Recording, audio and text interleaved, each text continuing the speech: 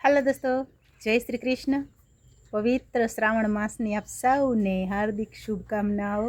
અને આ પવિત્ર શ્રાવણ માસ આપ સૌના માટે આનંદમય, ઉત્સાહમય અને તંદુરસ્ત ભર્યો નીવડે એવી પ્રાર્થના સાથે સૌને જય શ્રી કૃષ્ણ.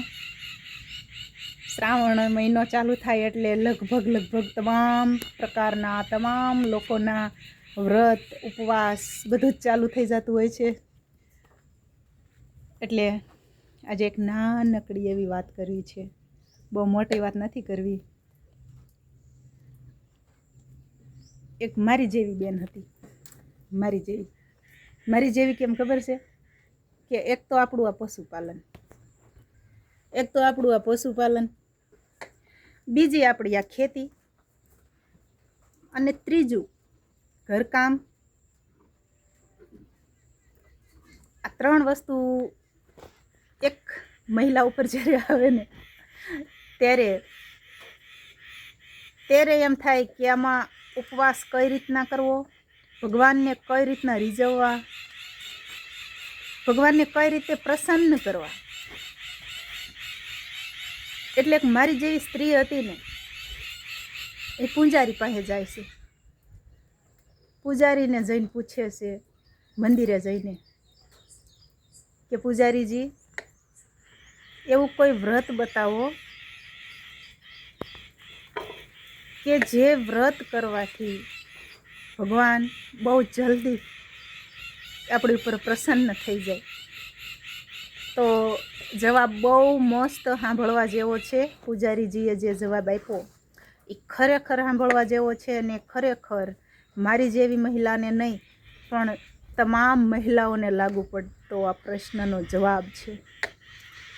તો પૂજારીજીએ એટલો મસ્ત જવાબ આપ્યો ને કે જે સ્ત્રી, પૂજારીજીનો જવાબ છે આ, પૂજારીજીએ બહેનને કીધું કે બહેન, જે સ્ત્રી સંયુક્ત કુટુંબમાં રહેતી હોય, જે કુટુંબમાં પોતાના ઘરડા માવતર હોય, હવે લગભગ ઘરડા માણસ હોય ને એમનો સ્વભાવ થોડોક ચીડિયો થઈ ગયો હોય, તો એમનો આકરો સ્વભાવ સહન કરવો, મૂંગા મોઢે મૌન વ્રત ધારણ કરી અને એમના કડવા શબ્દો સાંભળવા, અને છતાંય એમની સેવા કરવી. જે સ્ત્રી આટલું કરશે ને એને પછી કોઈ પણ તીર્થ કરવાની જરૂર નથી, કોઈ વ્રત કરવાની જરૂર નથી, કે કોઈ ઉપવાસ કરવાની જરૂર નથી. એની ઉપર ભગવાન ઓટોમેટિક રાજી રહેશે, એની ઉપર ભગવાન પ્રસન્ન રહેશે. તો આ જવાબ માત્ર મારી જેવી એક મહિલાને નહીં પણ તમામ મહિલાઓને લાગુ પડે છે. અને સંયુક્ત કુટુંબ એટલે આપણા સાસુ સસરા, આપણા દિયર, આપણા જેઠ, આપણા દેરાણી, આપણા જેઠાણી, અને આપણે પોતે, અને એમના બાળકો, અને આપણા બાળકો, આ બધાય એક મકાનમાં રહેતા હોય અને આનંદથી રહેતા હોય એવો એક પરિવાર છે અમારી નજરમાં, પીપળિયા ગામમાં, જે મારા મમ્મીના હગ્ગા ફઈના દીકરી થાય છે.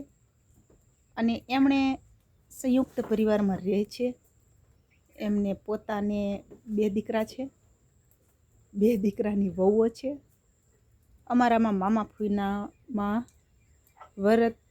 વરપત થાય એટલે એક છે એમના નણંદની ભાણી છે, એ મોટા દીકરા વેળાએ લગ્ન કરીને લઈ આવ્યા છે. અને એક નાની છે એમના ભાઈની દીકરી છે, એટલે ભત્રીજી છે, એને પોતાના નાના દીકરા હારે લગ્ન કરી અને લઈ આવ્યા છે.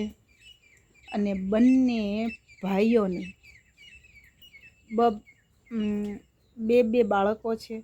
એટલે એક ભાઈને 3 છે, એક ભાઈને 2 છે, એટલે 2 ભાઈઓના થઈને 5 બાળકો છે.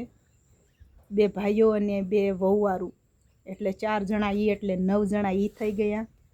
અને બે જેમ મારા ફઈ મેં વાત કરી, મારા મમ્મીના ફઈના દીકરી અને એમના ઘરવાળા બધાય થઈ અને 11 જણાનું સંયુક્ત કુટુંબ છે.